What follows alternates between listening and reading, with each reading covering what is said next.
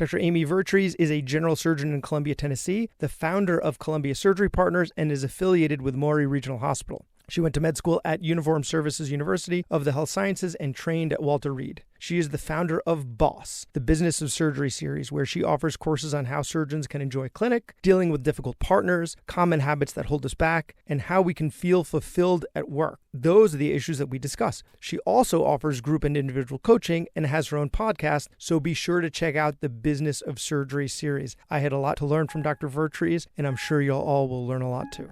Welcome to the Physician's Guide to Doctoring, a practical guide for practicing physicians. Dr. Bradley Block interviews experts in and out of medicine to find out everything we should have been learning while we were memorizing Krebs cycle. The ideas expressed on this podcast are those of the interviewer and interviewee and do not represent those of their respective employers. And now, here's Dr. Bradley Block. And now a word from this week's sponsor, Laurel Road. Taking out med school loans had me watching every penny. I took 2 buses to get to campus. During my residency, I walked 20 blocks. But since I opened a Laurel Road linked checking account when I refinanced my loans, I got a crazy low rate plus a cash bonus. And all that extra money helped me finally buy my own car. Where are we going? Anywhere we want. Laurel Road for Doctors. Banking, insights, and benefits uniquely designed for doctors. See laurelroad.com/doctor checking for full terms and conditions. Laurel Road is a brand of KeyBank N.A. member FDIC. Dr. Amy Vertrees, thanks so much for coming on the podcast. Thank you so much. I'm so glad to be here. I've heard you talk about this before, and I love what you have to say about it, so I want you to share it with the audience. What are the keys to fulfillment at work, right? We often talk about like happiness. I want to be happy. But really, happiness is more of like a transient state, whereas fulfillment is more of like a prolonged state. You know, I find my job fulfilling. My job doesn't make me happy, right? So what are the keys to being fulfilled? Well, I'll first start with like happiness is like truly a trap. I mean, if we are going to our job to seek happiness, good luck with that. And I think that's an unfair pressure to put on our job. I'm much more like the more practical aspects of the idea of mastery and recognition. And this is a concept that I picked up in How Women Rise by Goldstein and Helgeson, where they talk about, actually reference something else's work, about mastery and recognition. And what mastery is us being good at our job. And, that's something we have control over. We study it, we work on it, we practice, we get better. As surgeons, we work on our techniques, we seek other people out. Mastery is something that we can do, that is within our control. Now, recognition is something that's different. Recognition is something we have to get from somebody else. And there's this idea of, when we do a good job, we want someone to notice. And this is not I'm seeking someone's approval because that's, as a goal. You can seek someone's approval as long as you're unattached to that outcome, meaning that, we all want recognition from our job. We want to be good at our job. We want other people to notice and tell us. But that's where I think some of the dissatisfaction comes from, is if you're kept from doing good at your job or you're not recognized at your job, that is not going to be a good formula for our job satisfaction.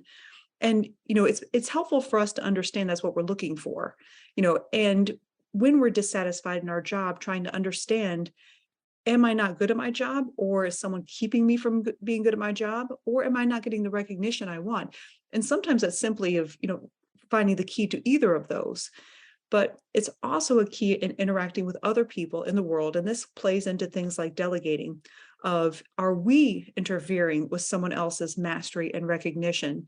And typically, like when we're trying to delegate people, we a lot of times have a hesitation for delegating, thinking like, well, I don't want to feel like I'm dumping on somebody, I don't want them to think that I'm not doing work.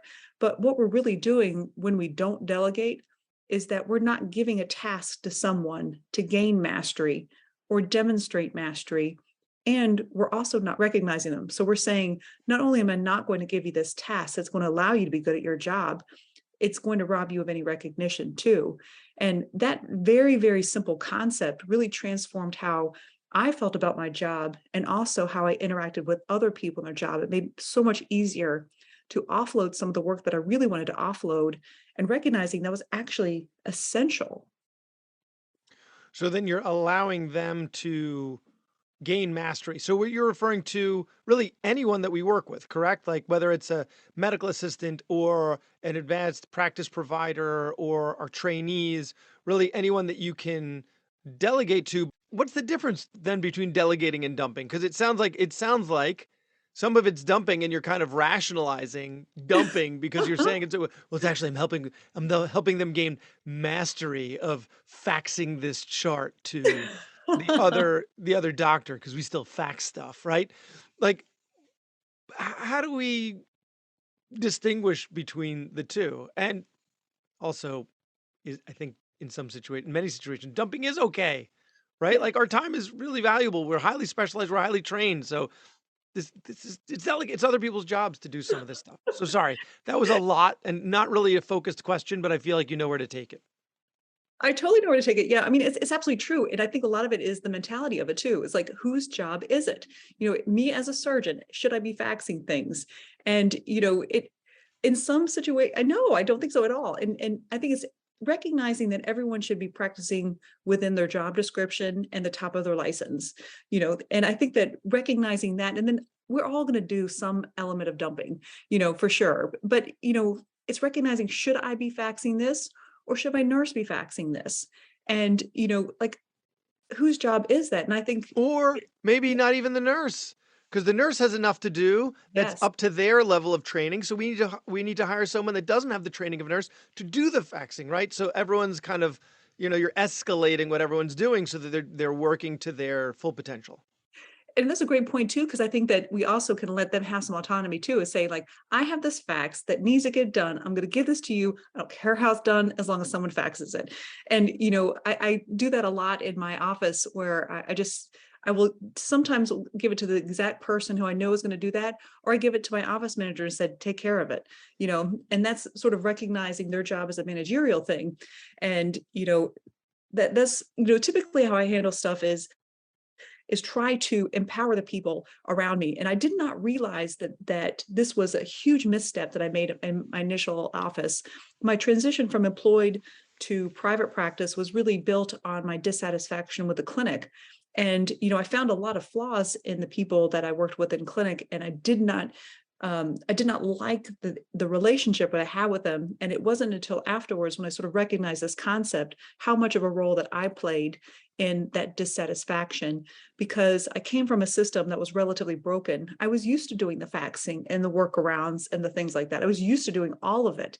And, I'm not a control freak at all, but I just like to know everything's getting done. And joking, but so really what happens is, like, when you kind of grow up in a broken system and you're doing a lot of things, it's hard to delegate stuff because, and sometimes we think it's easier, and it is easier to do that. But what I was doing was I was robbing them of that ability to feel useful. And, I was also robbing them of the ability to get better or feel like I was, feeling that they were of some use. And, so I fed into that dissatisfaction, and I've changed by just being very conscious of how I interact with someone. That was one evolution of, my job satisfaction and helping someone else's job satisfaction. And one thing that, as I've been trying to get better with delegation, which has always been challenging, is this idea of, I tell a task and I do it in all the details, and then I get frustrated that it doesn't get done, and then I'm starting to recognize that I'm delegating a task, but I'm not necessarily delegating my thought process, and recognizing that, it's more than just the steps, and it's more than just, do these steps 1, 2, 1, 2, 3 kind of thing. It's me letting them know, this is how I do it. Or I give them tasks and I say, why don't you show me how you're going to do it?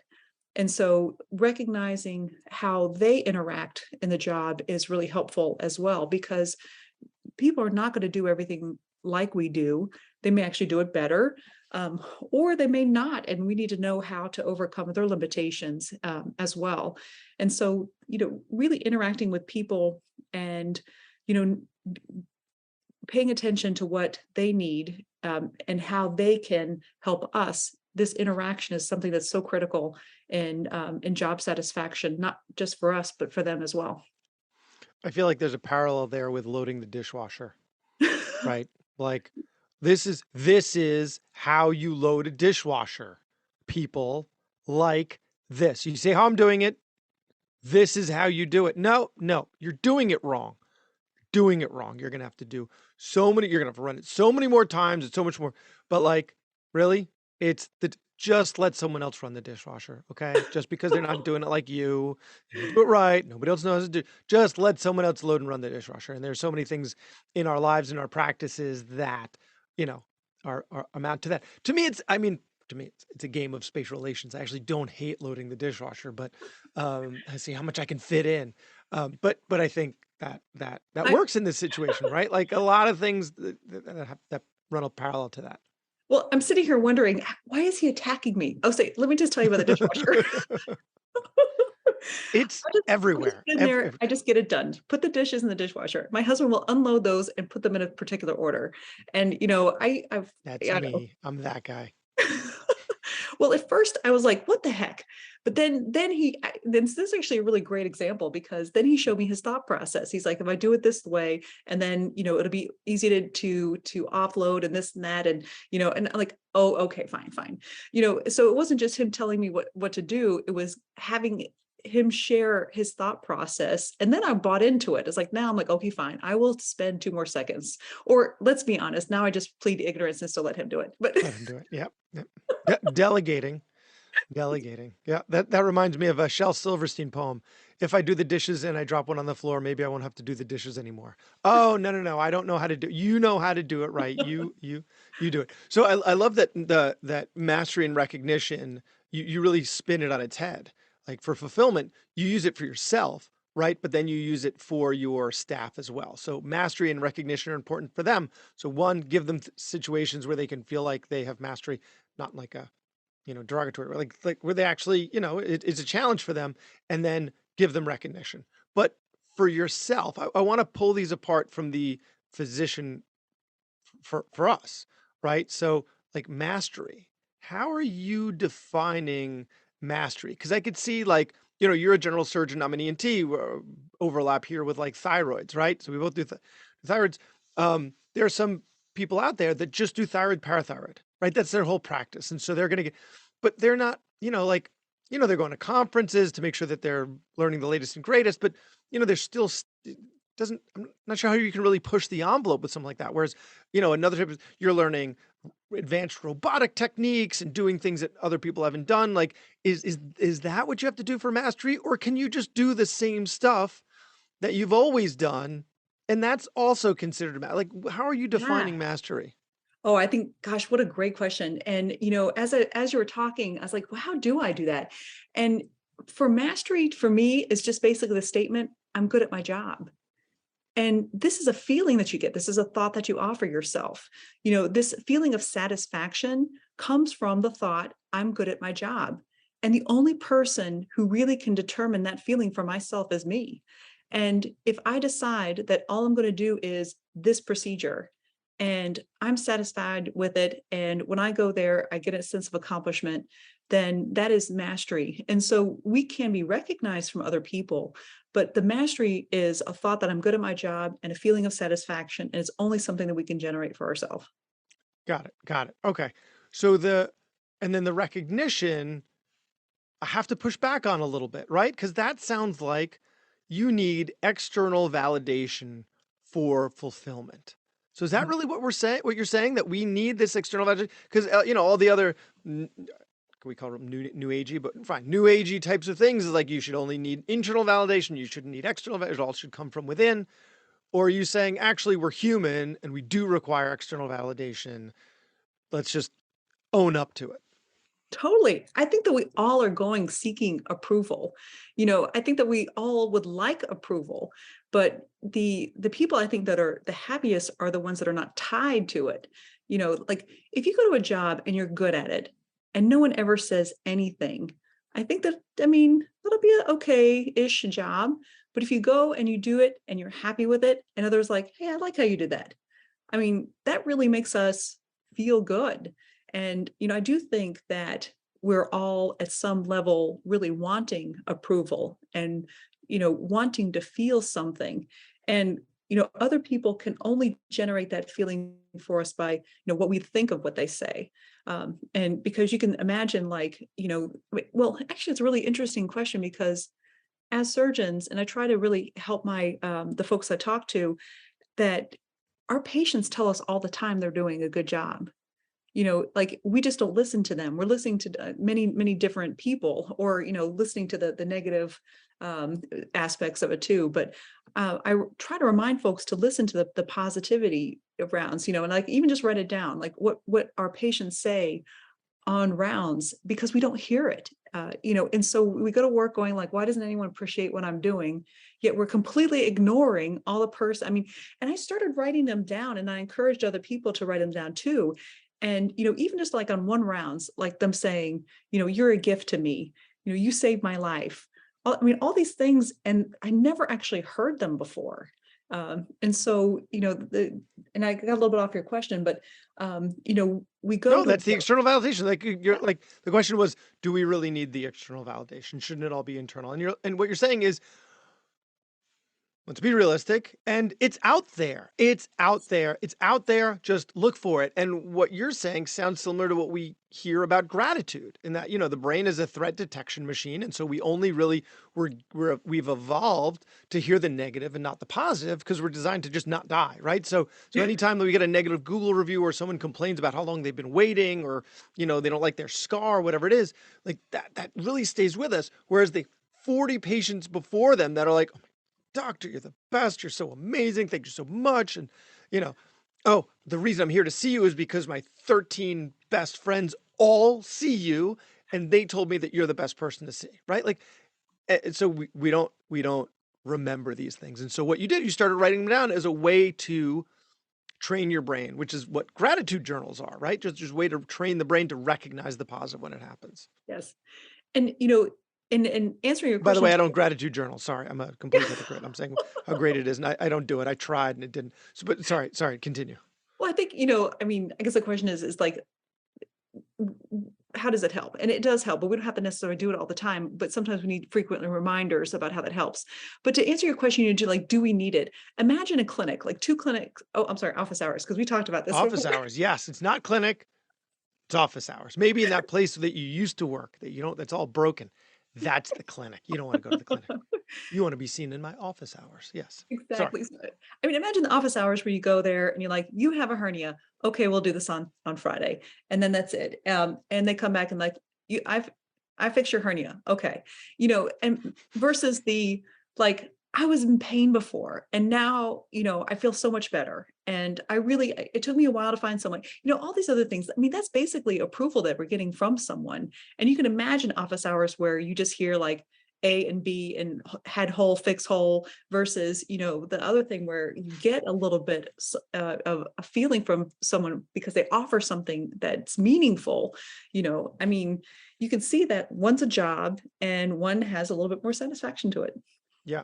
Yeah. Just have to make sure we keep our eyes open and adjust our tuner a little bit so we can hear it and recall it.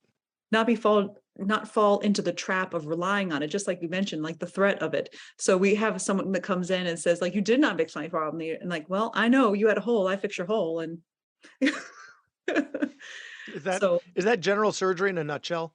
Yeah, pretty much. Well, closing actually, holes, fixing holes. Yeah, you have a hole, patch the hole. That's broken. Let's take it out. Yeah. So one of the things, I'm going to give myself a little validation. One of the things I tend to be good at, I think, is there aren't many non sequiturs in my interviews. I tend to have a list and I'm able to roll one question kind of into the next one. At this, I'm not. I apologize. This is a complete non sequitur. Let's move on to the next topic. And the next topic is difficult partners. Oh yeah. Right? This is something that you talk about frequently. Yes. So I think one of the keys to fixing a problem is identifying the problem. So let's start out with, when you say difficult problem, what does difficult mean? What are the ways in which a partner can be difficult? Oh, a partner can be difficult in so many ways. And this is another thing that we have a perception of, and I think really understanding and asking the question, why do we think they're being difficult? And I mean, let me give just like the simplest thing. My partner is difficult because they ask for all this time off, and all I think about is themselves. And then I'm like, well, why does it matter that they ask for so much time off? Well, because they're just thinking of themselves. So they should be thinking of you. you know, Well, they and could be a little more considerate, right? Like yeah, you're partners, you should be taking into account that I'm having to take care of your complications while you're away. yeah, Difficult partner. yeah. It's just interesting to kind of like challenge them for a bit. It's like, I'm so sick of them only thinking of themselves. Why don't they think of me? So then what do you do? What do you do that's in that particular situation where it seems like the person is really not is only looking out for themselves? Do you then change your thinking? Because it sounds like that in that situation, that person is probably trying to be considerate of that other partner's time, trying to be considerate of their family life and other responsibilities. And so do you then try to be more selfish and just look out for yourself? Like how do you react to that type of difficulty? Well, it's recognized the fact that a lot of times we're having this conversation in our head. Mm. Like the partners over there, they just submitted this piece of paper that asked for some time off. So they're over here in the corner. Whereas we are looking at the sheet, having all kinds of dialogue of they are only thinking of themselves. Why did they ask for this? Why don't they ever consider me? And that it's a lot of internal drama that it really is just a lot of suffering. Whereas if you say, like now I'm only thinking of myself, but really, it's like if there is a problem with a partner, like once we get out of this idea, like they are such a problem, then we can kind of back up and say, like, well, maybe they just don't know. Like, maybe they don't recognize that I actually have a life too. And, we can actually maybe sort of like not make a lot of these assumptions about what they're doing and say, hey, I noticed that you asked for this weekend, and I'm noticing that there's more time that you're taking than I am. And is there a way for us to even this out? I mean, it's just kind of making the assumption that they're not this terrible, awful person, that they just don't know.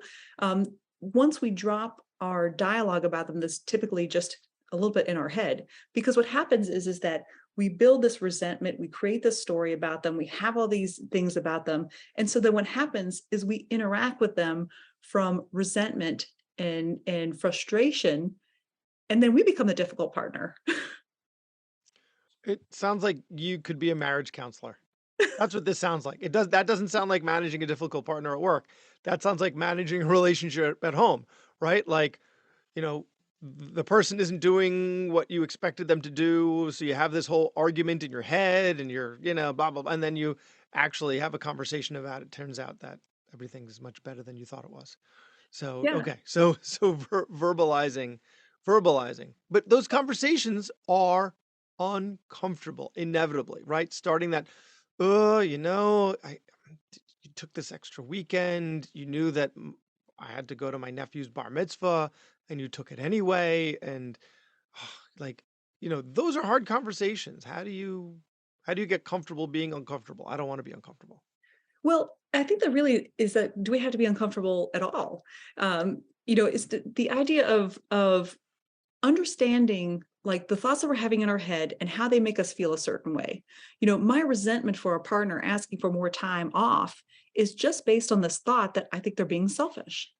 And I mean, is that thought even true? Like if we change this thought of I think they're just being selfish, which leads me to resentment, and just say like, how do I want to feel about this?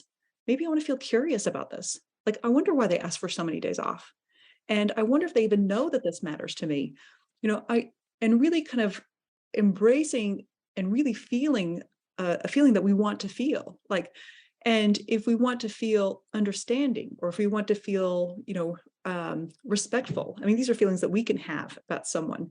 And if we're feeling curious and, grateful that we have a partner, if we look at these emotions, we can approach that interaction in a way that's going to be so much more productive. And if you are feeling curious, are you feeling respectful, it is to go to the person and say like, I noticed this, and I just want to bring this up to you. I really just need to talk about it. If we really kind of channel the feeling that we want to have, that other person is going to feel that. And if and this is, Never Split the Difference. Chris Voss is a fantastic book of, the tactical empathy. Like, I know that you probably have something going on, but I do as well. And I really want us to come to an understanding, and is coming at it from a place of, curiosity and respect. Will ask us this question versus a resentment of like, I mean, why did you ask for this weekend off? I mean, you had to know this was important to me. Why are you asking for every weekend off? And it's so funny because a lot of times we don't say that, but if you're like channeling it from your brain, like when people are thinking something. And I was coaching someone who's like, I'm interacting with this guy and I think he's an idiot. And he's like acting so weird towards me, but I never said he was an idiot. I'm like, but did you? I have trouble covering that up. Yeah, I have Well, trouble. yeah, I we have all no do. poker face. Yeah. And so I think that the key is that you truly have to believe in the outcome that you want. Like, do you really want to win this argument, or do you really want to have a partner that you could have a good relationship with? Yeah. And it could be difficult when you have someone that you don't understand. I've for the last 5 years have had a partner where we are like wildly different. And it was very frustrating for a long period of time because I wanted him to act a certain way. I suspect he wanted me to act a certain way. And it took a while to get around to the fact of just recognizing that we just do things differently. And nothing's gone wrong. Can you get him to load the dishwasher? I think we would agree to pay someone else to do it. Got it. Okay. Okay. So one of your other talks is 12 habits holding us back. Oh, yeah. Rather than having you give the entire talk, just pick one. Just pick one. Give us a highlight. Give us a taste of one of the 12 habits holding us back and what we can do to change that habit. Oh, yeah, 100%. This applies to all doctors. It is overvaluing expertise. And that is imagine, I think something should happen in the hospital. And I charge into the CMO's office and I was like, I am the surgeon. This should change. We think that matters, right? We think that we should have some say in something that happens in the operating room, right? We're doctors, right? Yeah. Nope. That is the power. We have the expertise, but that is only one of the 4 powers in an organization. Okay. The power of expertise. So not only is that only 1 out of 4, but it's not even necessarily the most important. It's the power of expertise. It is the power of position. I'm not in a position to make that. It is the power of connection, the people that you know, and building allies. And it is the power of charisma. It's our ability to influence other people, the power of influence. And so us charging in there and saying, I am the surgeon, you do what I say, is not going to get us anywhere. You have to channel all 4 of those. And if we don't have the position, we need to be friends with the person who does. And so overvaluing expertise is something that I think that we, especially in medicine, feel like we should be making the decisions. And I think we all know that we are not making the decisions these days. I've earned it. I paid my dues. You should see what I do all day. Yeah. You should see the risks that, the stress that I'm under, and I should be able to make these decisions. We did a podcast a while ago with another physician coach who had talked about how to get allies. And, I thought it was really interesting because when I was a resident, right, you've got your list of things to do, you triage it, list of to most to least important, and then you get to work. And if someone's going to talk to you in the hallway, they're going to be wasting your time because you got stuff to do. However, those are potential allies. So the chit chat in the hallway, that chit chat in the doctor's lounge, is another rung of those 4. So now you've got the expertise and now you've got allies too. Why? You chit chat. You ask them about their kids, ask them about their family, ask them about their vacation, how there's a weekend, whatever. Those look like new shoes, right? So, but that was, it's an easy way to add something else to get more of what you want done in the hospital. Yes, but that leads to another one of those habits, though, which is failure to leverage relationships. A lot of us, especially women, are very good at building relationships. We are not very good at leveraging them. We don't want to ask people for favors. We don't want to say like, hey, I know we talked about our kids and all too. Hey, why don't you help me out with this? We don't want to ask for things because we feel bad about it, but not recognizing that leveraging a relationship is not bad. It is not recognizing the fact that we can offer something to them potentially as well. And so building relationships is one thing, but you have to be willing to leverage it as well. Hey, do you think you can help me out with this? Gives them an opportunity for mastery and recognition. Totally. So we're the callback to the beginning of the episode. Exactly. Excellent. So before we before we started the recording, we were talking about our kids and negotiating, right? So it seems, and the conversation that we just had with the imaginary person in the hallway could even be a bit of a negotiation. Hey, can you help me out? You scratch my back, I'll scratch yours, something like that. So it seems like everything is a negotiation. Is everything really a negotiation? Yeah, I mean, what is negotiation really? It's just a conflict. And, we have negotiations internally in our head. And we have, like, for example, like you some in the hallway, that's a negotiation with yourself. Do I run and hide because I don't want to deal with it? Or, this internal part of us that wants something from that person or feels like we want an outcome that that person could help us with, that is a negotiation that we have with ourselves, of like, is this safe or should I run? Is it worth it to interact? Or, like those are some of the negotiations, because negotiation is just a conflict. And that could be internally, it could be with the other people. And, it's sometimes it's a perception of whether there's a conflict or not. But typically, like, we're all trying to navigate getting something that we want. And, not everything is guaranteed to get what you want. And there's where the conflict comes in. Is like, is it worth it to do whatever? Or should I not do something? Hmm. Yeah, I never really thought of it that way. I never, um, it's interesting to be able to view things through that lens that maybe you didn't view as negotiation or even as conflict, right? Some things really are conflict, but they're not quite as adversarial, so you don't Yeah. necessarily view them that way. Yeah. Um, so there's one more thing that I want to talk to you about, and as surgeons, I mean, I call myself more like surgeon light. I'm not really, I never like we had to Oh, delay this interview because you had a surgery that you had to add on. So we had to do this a different date. Like, that never I'm an ENT. That doesn't, at least in my practice, that doesn't happen to me. But I still do have complications, right? mhm. There's a saying about tonsils. If you're not getting tonsil bleeds, you're not doing enough tonsillectomies. So a tonsil bleed isn't necessarily a dig at your skill or mastery, lack thereof. But if you get a couple tonsil bleeds in a row, then it starts to erode at your confidence, right? So how do we mentally grapple with complications? Oh, I love this. It starts from the informed consent. And this was like a mind-blowing concept to me when I thought about this. So we give this informed consent. We're required to give this informed consent. We think it's the right thing to do to tell the patients all the things that are going to happen.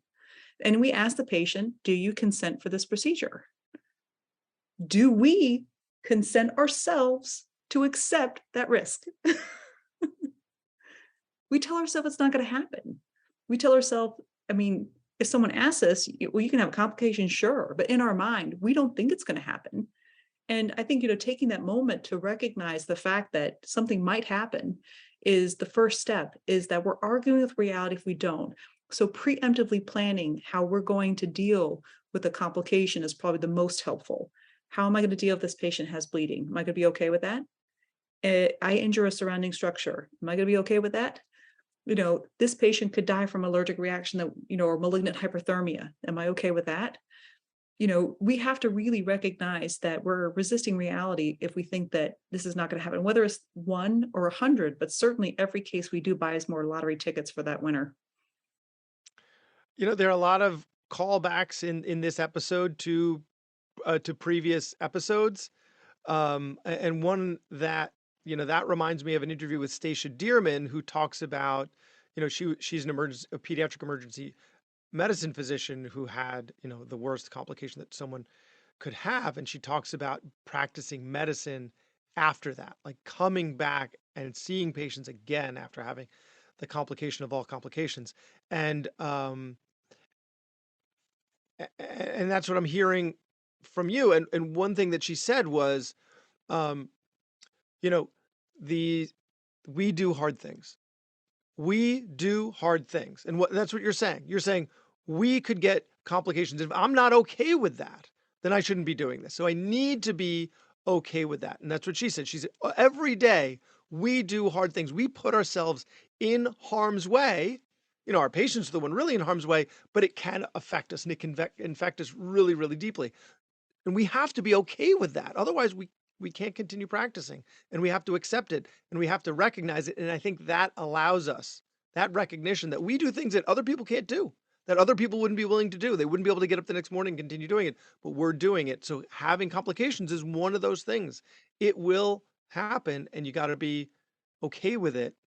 And I think internalizing it before each surgery, when you're consenting the patient, is a really maybe it's poetic, or it's just a really nice way to do it, right? Going through it in your head. Am I okay? They're okay with it. They're saying they're okay with it. Yeah. Am I okay with it? And the other piece is to ask us, what does the patient really expect of us? And, and we expect a perfect outcome, and that's the problem. We think that they expect a perfect outcome too. But, if you really think, what does the patient want? After a complication, what does the patient want? They've already consented to the possibility of it. They heard us because they only heard it once. We say it like hundreds of times to forget it, but they heard us when we said that. So I think, the most success that I've felt after having, if you could have success after a complication, is when someone says, you told me this might happen.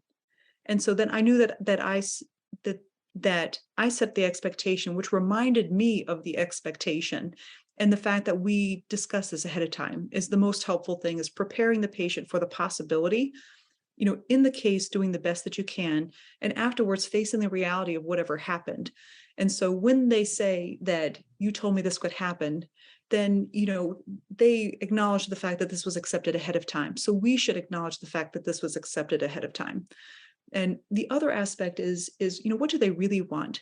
When you talk to someone who's had a complication, and I had someone that came to me, had a complication, her biggest frustration was they never called me afterwards. They never told me what happened.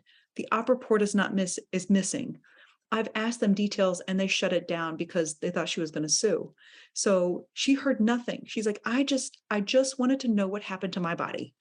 And so what patients want is to know what happened to them. They want to know that you're going to be there for them. They want to know that you care, and they want to be supported through this. And they need that, and we need that. Nobody likes to see their own flaws. Nobody likes to see their own flaws. So if you have a complication, that flaw is going to walk back into your office, and you're going to have to look at it. So the natural thing to do is to try to ignore it, right?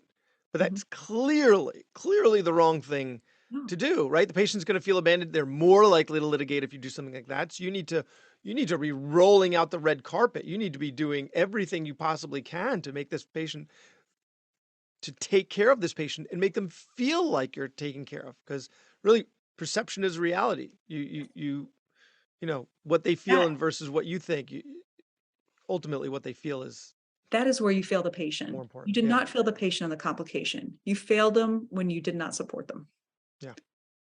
And I don't want to end on something negative. Could we? Well, okay. So this is actually the most important, the most critical aspect when it comes to complications is shame resilience. And I get this from Brene Brown's work on vulnerability. And the 3 steps for shame resilience that I always, whenever anyone posts anything about a complication, I always post these 3 steps of shame resilience. Because the biggest problem we have with complications, you're never going to feel great about them. There's guilt, which is we feel bad about the event. And there's shame that we feel bad about ourselves.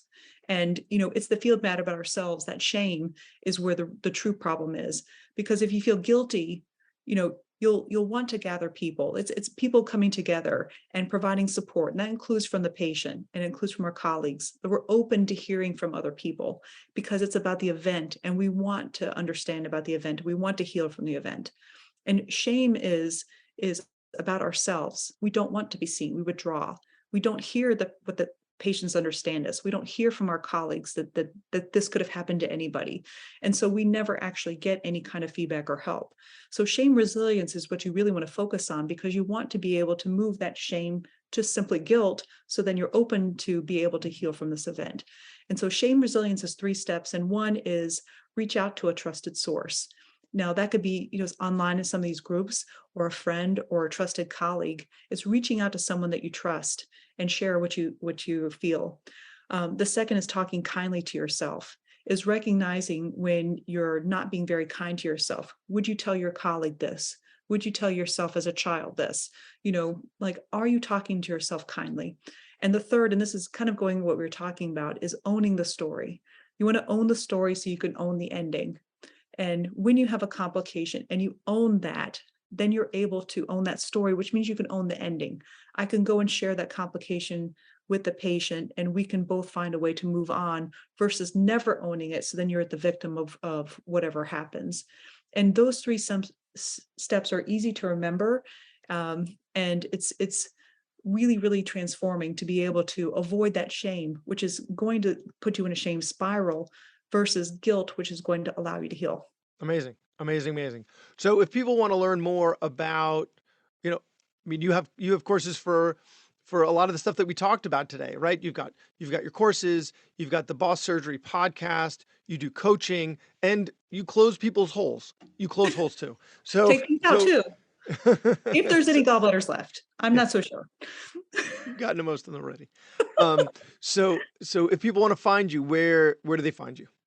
BossSurgery.com is probably the easiest place to find me. I also have a Facebook group, Boss Business of Surgery Series, and feel free to join. It's free, and that's the main way to find me. Fantastic. Dr. Amy Vertrees, thanks so much for being on the podcast. Thanks, Dr. Block. I appreciate it. That was Dr. Bradley Block at the Physician's Guide to Doctoring.